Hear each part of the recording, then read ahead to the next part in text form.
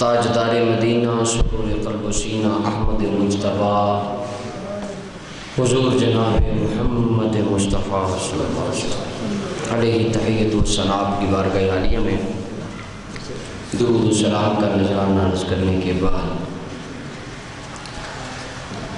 صاحب اہم فریضہ توحید و رسالت ہے۔ توحید و رسالت پر ایمان لانے کے بعد جس اہم فریضہ کا تاکید کے ساتھ اللہ نے ذکر فرمایا وہ ذکر نماز کا ذکر ہے۔ نماز اللہ تعالیٰ نے ہم سے پہلے انبیاء کرام کی امتوں کو بھی عطا فرمائی تھی، مگر ان کی نماز کی اپنی صورت تھی، ایک اپنی حیت تھی، ایک اپنا مفہوم تھا۔ قرآن مجید میں اس کا ذکر موجود ہے۔ آقا کریم علیہ السلام نے ارشاد فرمایا بنی الاسلام علی خمس، فرمایا اسلام کی بنیاد 5 چیزوں پر رکھی گئی ہے۔ نمبر 1 شہادت لا الہ الا اللہ وان محمد عبدہ ورسولہ، اللہ اور اس کے رسول کا اقرار کرنا، رب کی توحید کو ماننا، آقا کریم علیہ السلام کی رسالت کو ماننا۔ فرمایا اور رمضان کے روزے رکھنا، زکوٰۃ ادا کرنا، حج بیت اللہ کرنا۔ کلمہ توحید کے بعد سب سے زور جس بات پر دیا گیا، اللہ تعالیٰ نے اس کا ذکر قرآن میں نماز کی صورت میں ارشاد فرمایا۔ مثال اس طرح سمجھ لیجیے جس طرح ایک خیمہ لگایا جاتا ہے، خیمے کے درمیان میں ایک لکڑی نصب کی جاتی ہے اور اس کے چاروں اطراف میں بھی ایک ایک لکڑی کو گاڑا جاتا ہے۔ اسلام بھی ایک خیمے کی طرح ہے جس کی درمیان والی لکڑی کلمہ توحید کی طرح ہے، یعنی اسلام کی بنیاد اگر قائم ہے تو کلمہ توحید پر قائم ہے، اور اس کے چاروں اطراف نماز، روزہ، حج اور زکوٰۃ کی طرح ہے۔ اگر ان میں سے ایک لکڑی بھی گر جائے، ختم ہو جائے، خراب ہو جائے تو خیمے کا سارا بیلنس برباد ہو جاتا ہے۔ تو اللہ رب العالمین نے ارشاد فرمایا والذین هم علی صلواتہم یحافظون، جو اپنی نماز کی حفاظت کرنے والے ہیں۔ کیا معنی؟ نماز کو دائمی طور پر پڑھنے والے ہیں، ہمیشگی کے ساتھ نماز کو قائم کرنے والے ہیں۔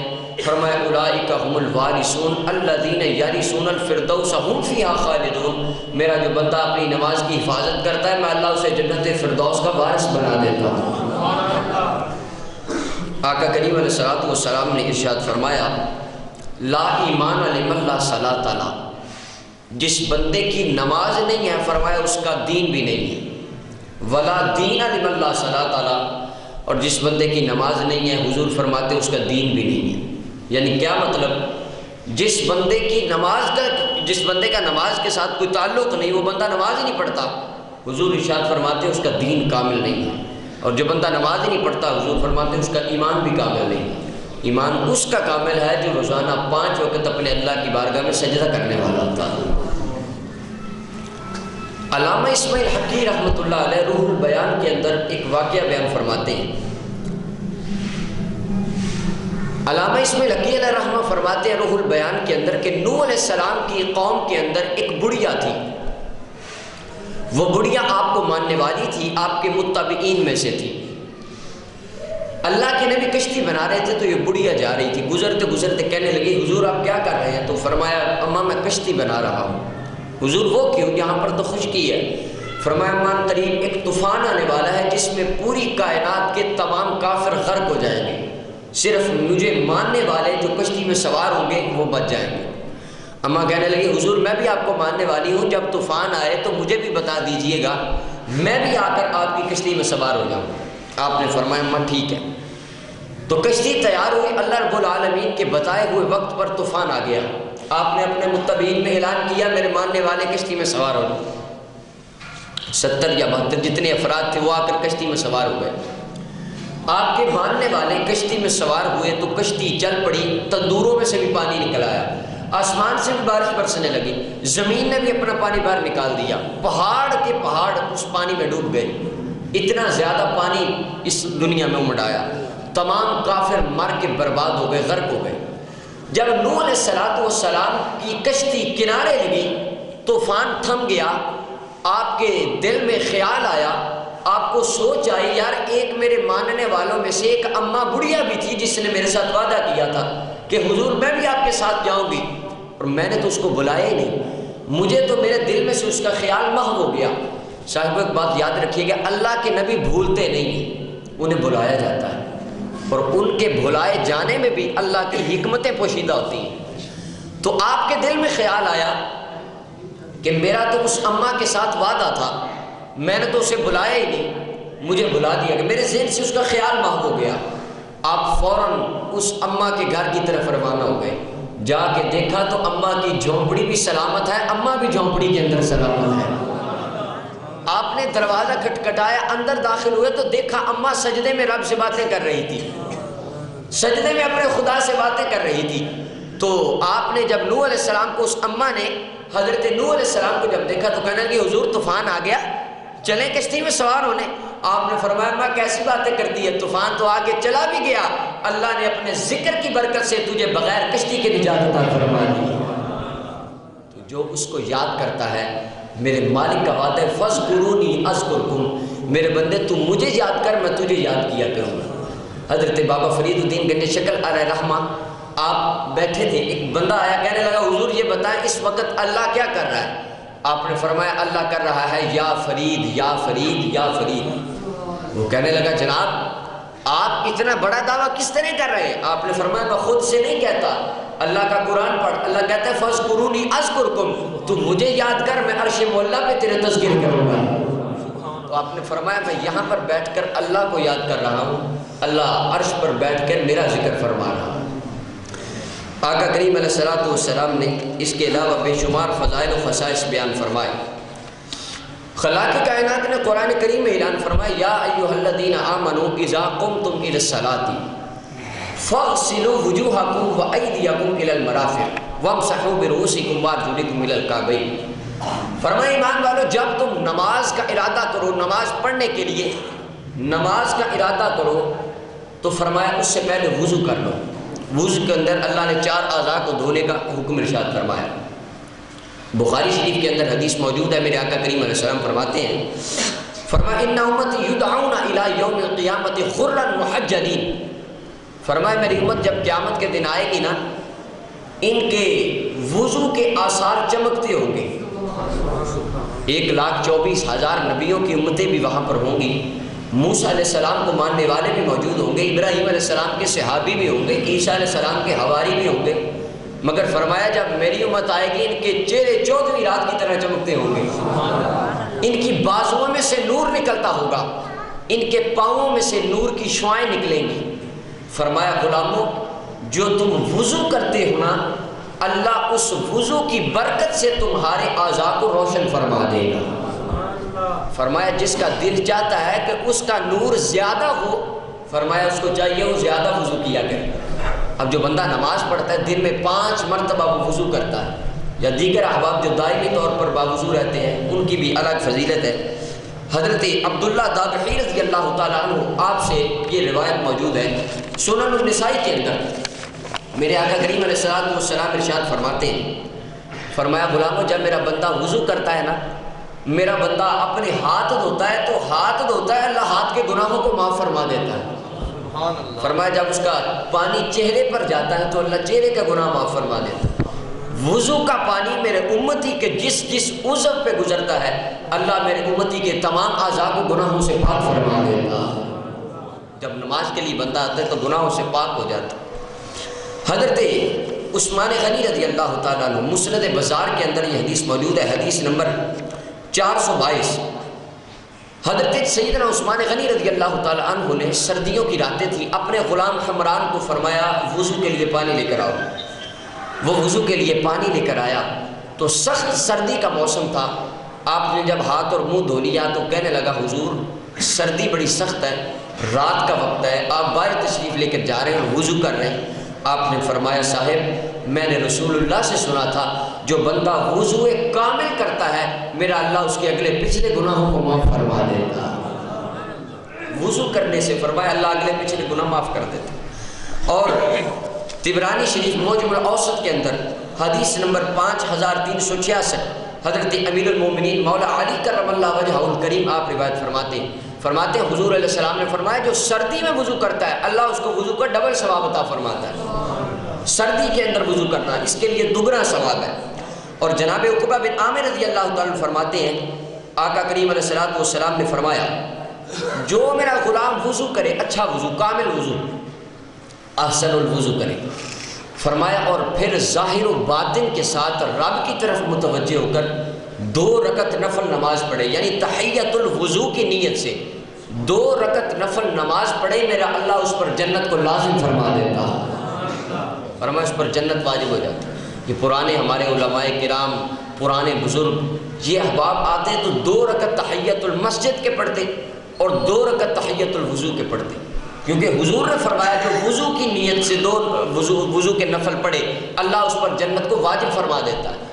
یہ جنت پانے کا ایک طریقہ ہے۔ صاحب آج بات دیکھیے آج ہماری ضمانت کوئی محلے دار جا کے دے دے تھانے میں تو ہم بڑے خوش ہوتے ہیں، یار بندہ بڑا اچھا ہے، اس نے میری ضمانت لے لی ہے۔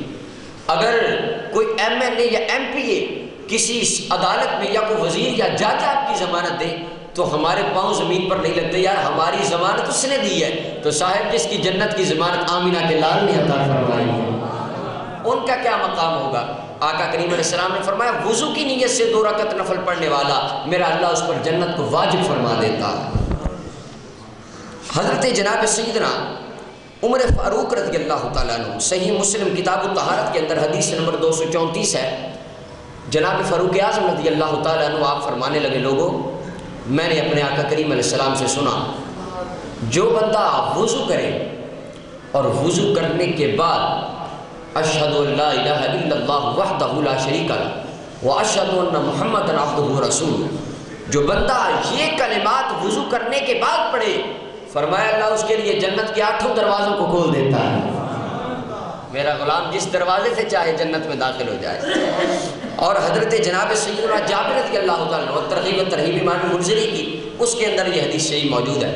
کوشش کیا کیجئے کہ جب آپ وضو کریں تو وضو کے اندر کولی کے ساتھ مسواک کا استعمال کیا کیجئے، کیونکہ مسواک کے الگ طور پہ بے شمار فضائل ہیں۔ میرے حضور نے فرمایا یہ مسوڑوں کو پختہ کرتی ہے، منہ سے بدبو نہیں آتی، اور اسے اللہ محبت فرماتی۔ دیگر وہ حدیث شریف میں ایک طویل اس کی لسٹ ہے، مگر میرے حضور فرماتے ہیں جو بندہ وضو کے اندر مسواک کا استعمال کرتا ہے، یعنی مسواک والی نماز، وضو کے اندر مسواک کا استعمال کیا جائے، اس وضو کے ساتھ جو نماز پڑھی جاتی ہے اللہ تعالیٰ 70 گنا نمازوں سے زیادہ ثواب اس کا عطا فرما دیتا ہے۔ فرمایا 70 گنا ثواب بندے کو زیادہ ملتا ہے۔ اور ہمیں کوشش ایک یہ بھی کرنی چاہیے جو احباب ہے کہ ہم اگر ہمیشہ باوضو رہیں تو اس کا بھی ایک الگ طور سے نور ہے۔ حضرت سیدنا حسن بصری رحمۃ اللہ علیہ تذکرۃ الاولیاء کے اندر آتا ہے کہ آپ 70 سال تک ہمیشہ باوضو رہے۔ آپ کا وضو یعنی آپ نے یہ مانا نہیں کہ آپ کا وضو ٹوٹے نہیں، جب بھی آپ کا وضو ٹوٹتا آپ فوراً وضو فرما لیتے۔ 70 سال تک آپ نے اپنے وضو کو اس طرح قائم رکھا۔ اللہ اکبر۔ آقا کریم علیہ الصلوۃ والسلام کا اس حوالے سے فرمان بھی موجود ہے، صحیح ابن خزیمہ کے اندر حدیث نمبر 1209، میرے آقا کے اور مشکات پاک کے اندر بھی حدیث شریف موجود ہے۔ میرے حضور علیہ السلام جب معراج سے واپس آئے تو میرے آقا کریم علیہ السلام نے فرمایا بلال تو کیا کرتا ہے کہ ہم نے جنت میں تیرے قدموں کی آہٹ کو اپنے سے آگے آگے سنا ہے، جنت میں تیرے پاؤں کی آواز مجھ سے بھی آگے آ رہی تھی۔ اب اس کا معنی کیا ہے؟ حضرت بلال آقا کریم علیہ السلام کے ساتھ معراج کے اوپر تو نہیں تشریف لے کے گئے، جو آگے آگے چل رہے تھے۔ علماء اس کا ایک معنی یہ بیان فرماتے ہیں کہ قیامت والے دن جب اللہ آقا کریم علیہ السلام کے پیچھے پوری امت ہوگی، اللہ جنت کے دروازوں کو اپنے حبیب کے لیے کھولے گا، میرے حضور ایک ڈاچی پہ سوار ہوں گے، اس ڈاچی کی مہار حضرت بلال کے ہاتھ میں ہوگی، حضرت بلال مہار کو پکڑ کے جب مصطفیٰ سے آگے آگے جنت میں جائیں گے، قیامت والے دن وہ جو آواز پیدا ہوگی میرے مصطفیٰ نے اسے پہلی سماعت فرما لیا۔ میرے حضور نے اسے 1400 سال کتنے 100 سال پہلی سماعت فرما لیا اور فرمایا بلال جنت میں تیرے قدموں کی آہٹ ہم نے اپنے سے آگے آگے سنی۔ تو حضرت بلال عرض کرتے ہیں یا رسول اللہ میں ایک کام کرتا ہوں، جب بھی میرا وضو ٹوٹتا ہے میں دوبارہ وضو بنا کے رکھتا ہوں۔ فرمایا اسی وجہ سے اللہ نے تجھے یہ مقام عطا فرما دیا۔ اللہ اکبر۔ تو کوشش یہ بھی کرنی چاہیے کہ ہم دائمی طور پر باوضو رہیں۔ اللہ تعالیٰ کی اس پر بندے پر رحمت ہوتی ہے، خالق الملک اپنے بندے کی طرف متوجہ ہوتا ہے۔ اور وضو کے سائنسی طور پر بھی بے شمار فضائل ہیں، یعنی سائنس بھی آج وضو کو بڑا حسین مانتی ہے۔ ایک ڈاکٹر اپنے مقالے میں لکھتا ہے، گورا ڈاکٹر وہ کہتا ہے میں نے ڈپریشن کے کئی مریضوں کا دن میں کئی مرتبہ منہ ہاتھ دھلائے، ان کا منہ دھلایا، ہاتھ دھلائے اور پاؤں دھلائے، ڈپریشن کے جو مریض ہیں 5 سے 7 دن کے اندر ان کے مرض میں کافی حد تک افاقہ ہو گیا تھا۔ ڈپریشن کے نفسیاتی مریض اور اس کے آخر میں، اپنے مقالے کے آخر میں، وہ بندہ یہ اعتراف کرتا ہے کہ مسلمانوں میں مایوسی کا مرض اسی وجہ سے کم پایا جاتا ہے کہ اللہ نے ان کو ایک نماز کی صورت میں عبادت عطا فرمائی ہے جس کے لیے شرط ہے وضو کرنا۔ اس وضو کے اندر یہ مسلمان 5 مرتبہ روزانہ اپنے ہاتھ پاؤں کو دھوتے ہیں، جس وجہ سے ان کے اندر ڈپریشن نہیں ہوتی۔ آج کل آپ کو دیکھنے کو لوگ ملیں گے، سننے کو لوگ ملیں گے، فیکٹریوں کے مالک ہیں، کروڑوں کا ان کے پاس پیسہ ہے، مگر رات کو اتنی گولیاں کھا کر سوتے ہیں، نیند نہیں آتی، دماغی طور پہ سکون نہیں ہے۔ فرمایا الا بذکر اللہ تطمئن القلوب، میری بارگاہ میں آ، اللہ تجھے دل کا سکون عطا فرما دے۔ اللہ اکبر۔ صاحبوں، مغربی طور پر جو مغربی ماہرین نفسیات ڈاکٹرز ہیں، وہ روزانہ ڈپریشن کے مریض کو ہاتھ منہ پاؤں دھلاتے ہیں 3 مرتبہ، اور مسلمان اللہ کی بارگاہ میں جانے کے لیے اس کا وضو کر لیتا ہے۔ اور چہرہ دھونے سے یہ بھی بات یاد رکھیے، جو بندہ چہرہ دھوتا ہے اس کے منہ پر دانے نہیں بنتے۔ سادہ پانی سے چہرہ دھوتا ہے، اس کے منہ پر دانے نہیں بنتے، کیل نہیں بنتی، اگر نکلے تو باقی لوگوں کی تعداد میں کم نکلتی۔ جو بندہ وضو کرے، یعنی منہ دھوئے، وضو کے اندر منہ دھونا بھی فرض ہے۔ ماہرین حسن و صحت، جو ماہرین حسن و صحت ہیں، امریکہ کی بھی ایک کمپنی ہے، اس کا میں آگے چل کے ذکر کرتا ہوں، وہ اس بات پر متفق ہیں کہ جو یہ ہوتی ہیں کریمیں یا لوشنز وغیرہ، یہ انسان کی جسم کو قدرتی طور پر نقصان پہنچاتی ہیں۔ یعنی جو آپ لوگ دیکھتے ہوں گے، کئی لوگوں کو شوق ہوتا ہے میں گورا ہو جاؤں، اللہ کا دیا ہوا رنگ پسند نہیں آتا، گورا ہو جاؤ، وہ کریمیں وغیرہ پر استعمال کرتے ہیں، 4 دن تو چاند کی طرح چمکے ہوتے ہیں، اور بعد میں وہ پہلے سے بھی ان کا بیڑا غرق ہو جاتا ہے، منہ پر دانے بن جائے، چھائیاں بن جاتی ہیں، چہرہ بالکل برباد ہو جاتا ہے اب وہ کریمیں اور لوشنز وغیرہ لگانے سے۔ مگر ماہرین حسن و صحت کہتے ہیں کہ یہ جو چیزیں ہیں، مثلا کریمیں اور لوشن وغیرہ، یہ انسان کی جلد کو نقصان دیتی ہیں، مگر پانی سے چہرہ دھونا انسان کے حسن میں اضافہ کر دیتا ہے۔ یہ آپ قدرتی طور پہ بات ہے کہ جو نماز پڑھنے والا بندہ ہے اس کے چہرے پر نور ضرور ہوتا ہے، اس کی ایک وجہ یہ بھی ہے، وہ بندہ وضو کرتا ہے، ظاہری طور پر ایک نور ہوتا ہے اور ایک باطنی طور پر نور ہوتا ہے۔ امریکن کونسل فار بیوٹی، اس کی سرکردہ ممبر جس کا نام بیچر ہے، اس نے انکشاف کیا، وہ کہنے لگی مسلمانوں کو کسی بھی قسم کے کیمیائی لوشنوں کی ضرورت نہیں ہے، کیونکہ روزانہ یہ اپنی عبادت میں 5 مرتبہ منہ دھو لیتے ہیں، جس کی وجہ سے ان کا چہرہ سونا ہو جاتا ہے۔ امریکہ کے لوگ کفار اس بات کا اقرار کر رہے ہیں کہ یار جو لوگ یہ کام کرتے ہیں یہ کام بڑا حسین ہے۔ اور صاحبوں، پروفیسر جارج ایل، یہ گورا ڈاکٹر ہے، وہ کہتا ہے کہ منہ دھونے سے انسان کی داڑھی میں الجھے ہوئے بال جو ہوتے ہیں، جراثیم ہوتے ہیں چہرے پر، وہ سارے نکل جاتے ہیں۔ اور اس بات پر بھی تحقیق ہو چکی ہے، جو بندہ اپنے چہرے پہ سنت رسول سجاتا ہے اس کو جلد کا کینسر کبھی نہیں ہوتا۔ جو اپنے چہرے پر داڑھی شریف رکھتا ہے اس کو جلد کا کینسر کبھی نہیں ہوتا، کیونکہ ہمارے معاشرہ کے اندر، یعنی ہوا و فضا کے اندر اور سورج کی شعاؤں کے اندر کچھ اس طرح کی زہریلی شعائیں ہوتی ہیں جو انسان کی جلد کے اندر بہت زیادہ اثر کرتی ہیں، مگر جس کے چہرے پر سنت رسول ہوتی ہے اس کے چہرے پر اللہ ان شعاؤں کو بے اثر فرما دیتا ہے۔ اس پر سائنسی طور پر تحقیق ہو چکی ہے۔ ایک مسلمان بندہ کہتے ہیں میں فرانس کے اندر وضو کر رہا تھا، ایک بندہ میرے پاس کھڑا ہو کے مجھے بڑے غور سے دیکھ رہا تھا، مجھے گھور رہا تھا، میں وضو سے فارغ ہوا، وہ کہنے لگا بھائی جان آپ کون ہیں، کہاں سے آئے ہیں؟ میں نے کہا میں مسلمان ہوں اور پاکستان کا رہنے والا ہوں۔ وہ کہنے لگا آپ کے پاکستان میں کتنے پاگل خانے ہیں؟ میں نے کہا میرے علم میں جہاں تک ہے 4-5 پاگل خانوں کا مجھے علم ہے۔ وہ کہنے لگا ہے بالکل درست بات ہے، ابھی آپ یہ جو وضو، اس کو تو وضو کا نہیں پتا تھا، وہ کہنے لگا یہ ابھی جو آپ کر رہے تھے یہ کیا کر رہے تھے؟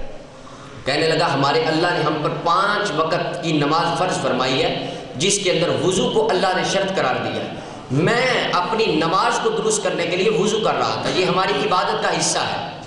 وہ کہنے لگا جناب میں پاگل پن کے ڈاکٹرز کے اندر میرا ایک مشغلہ ہے، میری تحقیق اس بات پر ہے کہ میں نے یہ پتہ چلانا لوگ پاگل کیوں ہوتے ہیں۔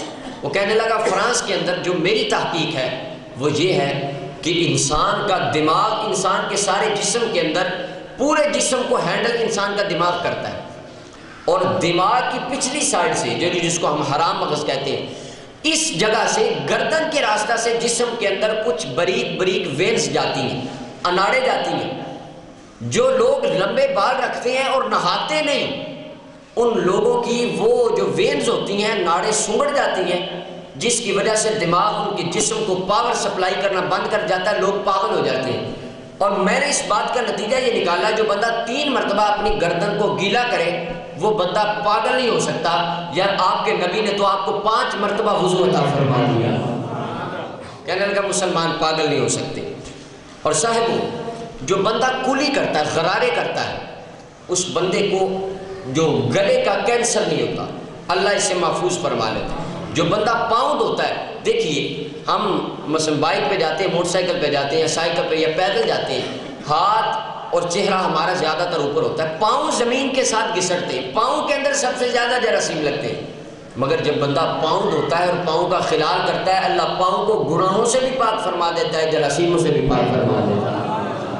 میرے حضور کا فرمان سنن النسائی کے اندر، میرے بندہ جب وضو کرتا ہے، میرا غلام، اس کے وضو کا پانی جہاں جہاں جاتا ہے، میرا اللہ اس جگہ کے گناہوں کو معاف فرما دیتا ہے۔ اور اس کے علاوہ آقا کریم علیہ السلام کے بے شمار فرامین موجود ہیں۔ اس کے علاوہ 2-4 باتیں اور رہ گئی اندر، مثلا نماز کے لیے یہی رکعتیں مختص کیوں ہیں، یہی اوقات مختص کیوں ہیں، 5 ہی نمازیں کیوں ہیں، ان کا انشاءاللہ میں بیان آئندہ کسی جمعۃ المبارک میں عرض کر دوں گا۔ میں آگے احادیث مبارکہ کی طرف آنا چاہتا ہوں۔ نزہۃ المجالس کے اندر علامہ عبد الرحمن صفوری علیہ رحمہ فرماتے ہیں، حضور نبی علیہ السلام کی بارگاہ میں ایک دن جبریل مکہ کے ریگستان میں آئے اور آسمانوں سے ایک تخت لے کر آئے، وہ بڑا حسین، اس کے حسن کے بھی کیا کہنے، 70,000 ملائکہ کا جلوس جبریل کے ساتھ آیا۔ آقا کریم علیہ السلام تشریف لائے، حضور آقا کریم علیہ السلام کو جبریل نے تخت پر بٹھایا اور تمام فرشتے دست بستہ ہاتھ باندھ کر کھڑے ہو گئے۔ جبریل امین نے اپنے پر کو زمین سے مس کیا تو ایک چشمہ جاری ہو گیا۔ جبریل امین نے وہاں سے وضو کیا اور پھر عرض کی، حضور ذرا آپ بھی وضو فرما لیجیے۔ میرے آقا کریم علیہ السلام نے بھی وضو فرمایا تو جبریل عرض کرنے لگے، حضور آپ کا جو امتی اس طرح وضو کرے گا، میرا اللہ اس کے تمام گناہوں کو معاف فرما دے گا۔ اور فرمایا اس کے اگلے پچھلے گناہ معاف ہو جائیں گے، اور جس جس جگہ پر پانی جائے گا اس کی جسم پر اور اس کے گوشت پر اللہ دوزخ کی آگ کو بھی حرام فرما دے گا۔ میرے آقا کریم علیہ السلام نے فرمایا، جو اعضاء سجدے میں لگتے ہیں اللہ نے ان پر جہنم کی آگ حرام کر دی، ان کو جہنم کی آگ نہیں کھائے گی، جو رب کی بارگاہ میں سجدے میں لگتے ہیں۔ اور صاحب جس کے سجدے میں لگتے ہی نہیں ہیں اس کو خیال کرنا چاہیے۔ میرے آقا کریم علیہ السلام نے ارشاد فرمایا، جناب ابو ہریرہ رضی اللہ تعالیٰ عنہ راوی، آقا کریم علیہ السلام نے فرمایا، ارائیتم لو ان نہرا بباب احدکم یغتسل فیہ کل یوم 5، فرمایا غلاموں تمہارا کیا خیال ہے اگر تم میں سے کسی بندے کے گھر کے باہر ایک نہر جاری ہو، وہ بندہ روزانہ 5 مرتبہ اس نہر میں غسل کرے، اس نہر میں نہائے، کیا اس کے جسم پر کوئی میل کچیل باقی رہے گی؟ صحابہ عرض کرتے ہیں، یا رسول اللہ نہیں، وہ بندہ میل سے پاک ہو جائے گا۔ فرمایا اسی طرح 5 نمازوں کی مثال ہے، میرا بندہ جو 5 نمازیں پڑھتا ہے اللہ اس کو گناہوں سے بھی پاک فرما دیتا ہے۔ آقا کریم علیہ السلام نے فرمایا، اللہ تعالیٰ ارشاد فرماتا ہے، انی فرضت امتک 5 صلوات، حبیب میں نے آپ کی امت پر 5 نمازیں فرض فرمائیں، وعاہدت عہدی عندی عہدا، اور میں نے اپنے نزدیک یہ عہد کیا، من جاء یحافظ علیہن لوقتہن ادخلتہ الجنہ، جو بندہ نمازوں کو ان کے وقت میں ادا کرے گا میں اللہ اسے جنت عطا فرما دوں گا۔ اور محبوب علیہ السلام نے فرمایا 5 نمازیں اور جمعہ سے جمعہ تک، رمضان سے رمضان تک تمام گناہوں کا کفارہ، یعنی جب بندہ فجر کی نماز ادا کرتا ہے اور ظہر کی نماز پڑھتا ہے تو فجر سے ظہر کے درمیان جتنے صغیرہ گناہ ہیں اللہ سب کو معاف فرما دیتا ہے، جب عصر پڑھتا ہے تو درمیان میں جتنے چھوٹے چھوٹے گناہ معاف، اور فرمایا اسی طرح جب مغرب عشاء، 5 نمازوں کی مثال اس طرح اللہ بندے کے گناہ معاف فرما دیتا ہے۔ اور آقا کریم علیہ السلام سے سوال کیا گیا، یا رسول اللہ ای الاعمال افضل، سب سے افضل ترین عمل کون سا ہے؟ میرے حضور نے فرمایا الصلاۃ لوقتہن، نماز کو اس کے وقت میں ادا کرنا یہ سب سے افضل ترین عمل ہے۔ اور آقا کریم علیہ السلام آپ کی بارگاہ عالی میں حضرت جناب انس رضی اللہ تعالیٰ فرماتے ہیں، بخاری مسلم کی حدیث، میرے حضور کی بارگاہ میں ایک غلام آیا، عرض کرنے لگا یا رسول اللہ انی اصبت حدا، حضور مجھ پر حد لگائیے، میں نے گناہ کر لیا، آپ مجھ پر حد قائم کیجیے۔ محبوب علیہ السلام نے پوچھا نہیں تو نے کیا گناہ کیا، کیونکہ حضور فرماتے ہیں من ستر مسلمن فقد سترہ اللہ یوم القیامہ، جس نے مسلمان کا عیب چھپایا اللہ قیامت کے دن اس کے عیب چھپا لے گا۔ حضور نے پوچھا نہیں تو نے کیا کیا، میرے حضور خاموش ہو گئے۔ وہ بندہ بیٹھ گیا، نماز کا وقت ہوا، حضور نے نماز پڑھائی، سارے صحابہ نے نماز پڑھی، اس نے بھی پڑھی۔ نماز کے بعد پھر کھڑا ہو کے کہنے لگا حضور مجھ پر حد لگائیں، میں نے گناہ کر لیا، گناہ صغیرہ تھا کبیرہ نہیں تھا۔ میرے حضور فرماتے کیا تو نے ہمارے ساتھ نماز نہیں پڑھی؟ یا رسول اللہ پڑھی ہے۔ فرمایا جا اللہ نے تیرے گناہوں کو معاف فرما دیا۔ اللہ اکبر۔ اور درۃ الناصحین کے اندر صاحبو ایمان کے ساتھ اس حدیث شریف کو سنیے گا، درۃ الناصحین کے اندر امام حسن خوبوی رحمۃ اللہ علیہ فرماتے روی عن النبی صلی اللہ علیہ وسلم، میرے آقا کریم علیہ السلام نے فرمایا اذا کبر العبد الصلاۃ، جب بندہ نماز کے لیے اللہ اکبر کہتا ہے، نماز کے لیے ہاتھ اٹھا کر، فرمایا جب میرا بندہ اللہ اکبر کہتا ہے، یقول اللہ تعالی للملائکہ، اللہ اپنے فرشتوں کو فرماتا ہے ارفعوا ذنوب عبدی عن رقبتہ، اس کے نامہ اعمال سے گناہوں کو اٹھا لو۔ اور یہ گناہ گار ہے، اس نے گناہ کیے ہوئے ہیں، اس کے نامہ اعمال سے گناہوں کو اٹھا لو، حتی یعبدنی طاہرا، تاکہ میرا بندہ پاک ہو کر میری بارگاہ میں آ کے نماز پڑھے۔ حضور فرماتے فرشتے گناہوں کو اٹھا لیتے ہیں۔ فلما فرغ من الصلاۃ، جب بندہ نماز پڑھ کے فارغ ہوتا ہے تو فرشتے عرض کرتے ہیں یا ربنا انعیدھا، مالک اب اس نے تیری نماز ادا کر لی، اس نے تیری نماز پڑھ لی، فارغ ہو گیا، یا اللہ کیا اس کے نامہ اعمال میں ہم ان گناہوں کو واپس رکھ دیں؟ اللہ فرماتا ہے لا یلیق بکرمی الا العفو، اوے فرشتیوں میری شان ہے، میری تو شان ہی معاف کرنا ہے، جاؤ میں نے اپنے بندے کے تمام پچھلے گناہوں کو معاف فرما دیا۔ فرمایا میں نے اس کے گناہوں کو معاف فرما دیا۔ اب وقت بھاگتا جا رہا ہے، اختصار کے ساتھ میں آخری حدیث شریف عرض کرتا ہوں۔ درۃ الناصحین کے صفحہ نمبر 32 پہ امام حسن خوبی رحمۃ اللہ علیہ فرماتے ہیں، میرے حضور فرماتے ہیں آقا کریم علیہ السلام نے ارشاد فرمایا لما خلق اللہ تعالی جبرائیل علی احسن صورہ، اللہ نے جبریل کو بڑی سونی صورت دے کر پیدا فرمایا، تخلیق فرمایا، اللہ نے بڑا سونا بنایا جبریل کو۔ فرمایا وجعل له 600 جناح، اللہ نے 600 پروں کا مالک جبریل کو بنایا۔ فرمایا کل جناح ما بین المشرق والمغرب، طول کل جناح ما بین المشرق والمغرب، ہر پر کی لمبائی، اگر جبریل مشرق میں کھڑا ہو کے پر کھولے تو مغرب کے اندر چلا جائے، ایک پر اتنا لمبا ہے۔ فرمایا 600 پر اللہ نے جبریل کو عطا فرمائے۔ نظر الی نفسی، جبریل کھڑے ہوئے اپنے آپ کو دیکھا، اللہ نے مجھے کتنا سونا بنایا۔ رب کی بارگاہ میں عرض کی الہی ہل خلقت احسن منی، یا اللہ کو مجھ سے سونا فرشتہ بھی پیدا فرمایا؟ فقال اللہ تعالیٰ لا، اللہ نے فرمایا نہیں جبریل، تمام فرشتوں میں سے سب سے زیادہ سونا میں نے تجھے بنایا، سب فرشتوں میں سے پیارا تجھے بنایا۔ جبریل علیہ السلام کو بڑی خوشی محسوس ہوئی۔ حضور فرماتے فصلی رکعتین، جبریل نے 2 رکعت کی نماز ادا فرمائی۔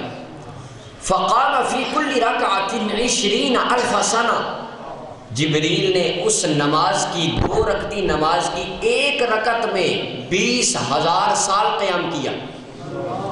فرمایا جب دوسری رکعت آئی تو پھر اتنا قیام کیا، 40,000 سال کی 2 رکعتی نماز پڑھی۔ فلما فرغ من الصلاۃ، جب جبریل نماز پڑھ کے فارغ ہوئے، فقال اللہ عز وجل، میرے اللہ نے فرمایا یا جبرائیل، اے میرا پیارا جبریل، عبدتنی حق عبادتی، تو نے میری عبادت کا حق ادا کر دیا۔ کیا مانا؟ تو نے بڑی سونی عبادت کی۔ ولا یعبدنی احد مثل عبادتک، ابھی تک فرشتوں میں سے کسی نے تجھ جیسی میری عبادت نہیں کی، سب سے زیادہ حسین عبادت تو نے کی۔ مگر میرے پیارے جبریل سن لے، وَسَيَجِيُّ فِي آخِرِ الزَّمَانِ نَبِيٌّ كَرِيمٌ حَبِيبٌ إِلَيَّ يُقَالُ لَهُ محمد صلی اللہ علیہ وسلم۔ میرے اللہ نے فرمایا جبریل ان قریب، قیامت کے قریب، ان قریب ایک نبی آئیں گے، میرا سونا بڑا کریم ہوگا، بڑا مہربان ہوگا، مجھے بڑا محبوب ہوگا، اس کو محمد کہا جائے گا۔ وَلَهُ أُمَّةٌ مُذْنِبَةٌ ضَعِيفَةٌ، اور میرے آقا کریم علیہ السلام کی، میرے محبوب کی ایک امت ہوگی، یُصَلُّونَ رَکعتین، وہ بھی 2 رکعت نماز ادا کریں گے، مَا سَہْوٍ وَنُقْصَانٍ، بھول کر نقصان کے ساتھ، کمی کے ساتھ، فرمایا وہ بھول کر میری نماز ادا کریں گے، وَنُقْصَانٍ فِي سَاعَةٍ يَسِيرَةٍ وَأَفْكَارٍ كَثِيرَةٍ وَذُنُوبٍ كَبِيرَةٍ، فرمایا ان میں کبیرہ گناہ کرنے والے بھی ہوں گے، نماز تو میری پڑھ رہے ہوں گے لیکن خیال اپنے گھروں کی طرف پہنچا ہوگا، نماز تو میری پڑھ رہے ہوں گے لیکن سوچیں اپنے کاروبار کے اندر محو ہوگی۔ میرے جبریل سن لے، تو نے 40,000 سال میری نماز پڑھی، بڑی پیاری پڑھی، مگر وہ پڑھیں گے، تو نے تو پوری توجہ میری طرف رکھی، وہ پوری توجہ بھی میری طرف نہیں رکھیں گے، مگر سن لے لِأَنَّ صَلَاتَهُمْ أَحَبُّ إِلَيَّ مِنْ صَلَاتِكَ، تیری 40,000 سال کی نماز سے ان کی 2 رکعتی نماز میں خدا کو زیادہ اچھی لگتی ہے۔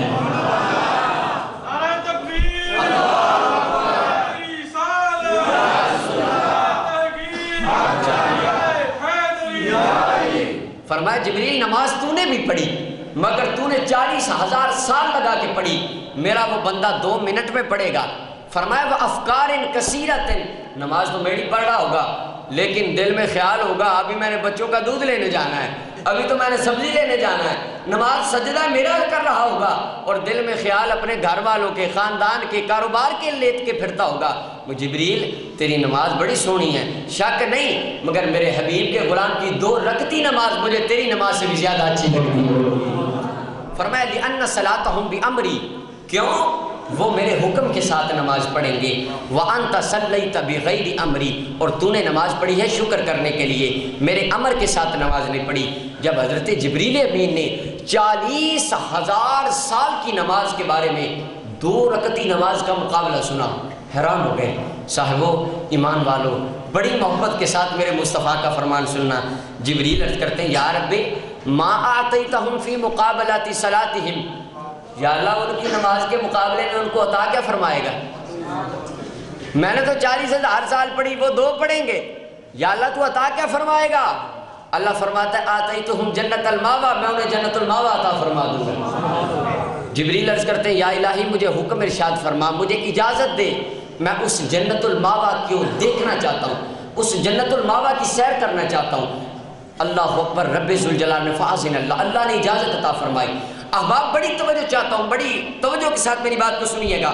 حضرت جبریل امین 600 پروں کے مالک ہیں، 600 پروں کے مالک، پرواز شروع کی، جنت کے اندر گئے، پرواز شروع کی، 2 رکعتی نماز کے مقابلہ میں اللہ جو اپنے حبیب کے غلاموں کو جنت عطا فرمائے گا، اس جنت کی سیر کرنے کے لیے جب جبریل پہنچے، 600 پروں کے مالک، فرمایا کلما فتح جناحین، جب جبریل اپنے 2 پروں کو کھولتے تھے، حضور فرماتے ہیں 3,000 سال کا فاصلہ طے کر جاتے تھے، اور فرمایا جب بند کرتے تھے پھر 3,000 سال کا فاصلہ طے کر جاتے تھے۔ 2 پروں کو کھول کر بند کرنے کے اندر 6,000 سال کا فاصلہ جبریل طے کر جاتے تھے، اور 600 پروں کے ساتھ پرواز کرتے رہے۔ کتنی دیر پرواز کی؟ میرے حضور فرماتے ہیں جبریل لگاتار 300 سال اڑتا رہا۔ اللہ اکبر، 300 سال 600 پروں کو لے کر اٹھتا رہا، اور پروں کی قوت یہ ہے کہ جب 2 پروں کو کھولے تو 3,000 سال کا فاصلہ طے کر جائے، جب بند کرے پھر 3,000 سال کا فاصلہ طے کر جائے۔ جبریل اڑتے رہے 300 سال بعد جنت ختم نہ ہوئی، ایک درخت کے نیچے سجدہ کیا، عرض کی یا اللہ کیا میں نے ان نبی کے غلام کے 2 رکعتی نماز کے بدلے میں ملنے والی جنت کا آدھا حصہ طے کر لیا ہو؟ یا اللہ اگر آدھا نہیں 3 حصہ طے کر لیا ہو، یا اللہ اگر 3 بھی نہیں 3 حصہ 4 حصہ طے کر لیا ہو۔ میرے مالک الملک نے کیا حسین جملہ ارشاد فرمایا، خلاق کائنات نے جبریل کو فرمایا اے میرا پیارا جبریل توجہ سے سن لے، لو آتیتک قوت مثل قوتک، میں نے تجھے 600 پر عطا کیا ہے، اگر میں تجھے 1200 پر عطا کر دوں تو 300 سال اڑا ہے، تو 3 لاکھ سال بھی اڑتا رہے، میری اس جنت کے 2.5 حصے کو، اس جنت کے 10ویں حصے کے 1 حصے کو بھی نہیں پہنچ سکتا جو میں اپنے محمد کے غلام کو 2 رکعتی نماز کے بدلے میں عطا فرمانے والا۔ فرمایا تو 300 سال اڑ کے تعجب کر رہا ہے، تو 3 لاکھ سال بھی اڑتا رہے اور تو 600 پر لے کر پھر رہا ہے، میں خدا تجھے 1200 پر بھی عطا فرما دوں۔ فرمایا وہ 3 لاکھ سال بھی پرواز کر کر کے تھک کے تو بیٹھ جائے گا، میں رب کی جنت اپنے نبی کے غلاموں کے لیے کبھی ختم نہیں ہونے والی۔ تو صاحب فرمایا والذین هم علی صلواتهم یحافظون، جو اپنی نماز کی حفاظت کرنے والا، اولئک هم الوارثون، میرا اللہ فرماتا ہے وہ وارث ہیں، الذین یرثون الفردوس، جنت الفردوس کا اللہ انہیں وارث بنا دیتا ہے، ہم فیہا خالدون، وہ اس میں ہمیشہ رہیں گے۔ تو صاحبو یہ تمام عبادات کا مجموعہ اللہ نے ہمیں عطا فرمایا۔ جبریل کی 40,000 سال کی نماز ایک جانب، میرے حضور کے غلام کی 2 رکعتی نماز ایک جانب، اللہ کو یہ نماز اتنی اچھی لگتی ہے۔ صاحبو دیکھو ہمارے ماں باپ کو کام اچھا لگتا ہو، ہم بڑی چاہت سے کرتے ہیں یار ماں باپ راضی ہو جائیں، ماں باپ کو اچھا جو لگتا ہے۔ استاد کو کام اچھا لگتا ہو تو شاگرد جو چاہنے والا ہو وہ کام بھاگ بھاگ کے کرتا ہے، میرا استاد کو اچھا لگتا ہے، استاد مجھ سے محبت کرے گا۔ بیوی بچوں کو، خاندان والوں کو، بڑے لوگوں کو جو کام اچھا لگے ہم بھاگ بھاگ کے کرتے ہیں یار ان کے دل میں محبت پیدا ہو جائے۔ میرے اللہ کو صاحب تیرا سجدہ بڑا اچھا لگتا ہے۔ میرے آقا کریم علیہ السلام فرماتے ہیں جب بندہ گناہ کرتا ہے، گناہ کر کے جب جتنے مرضی گناہ کرے، جب آ کے رب کی بارگاہ میں سجدے میں رکھتا ہے نا تو میرا مالک الملک خوشی کا اظہار فرما کے فرشتوں کو فرماتا ہے دیکھو آج آ کے بندہ میری بارگاہ میں واپس آ گیا۔ فرشتوں تم گواہ ہو جاؤ یہ جتنا مرضی گناہ گار ہے میں نے اس کے تمام پچھلے گناہوں کو معاف فرما دیا۔ تو فرمایا لوگوں جو نماز ادا فرمانے والا ہے، فرمایا اولئک هم الوارثون، اللہ انہیں جنت الفردوس کا وارث بنا دیتا ہے۔ خالق کائنات ہمیں آقا کریم علیہ السلام کے ان اعمال پر، ان احکام پر عمل کرنے کی توفیق عطا فرمائے۔ وما علینا الا البلاغ۔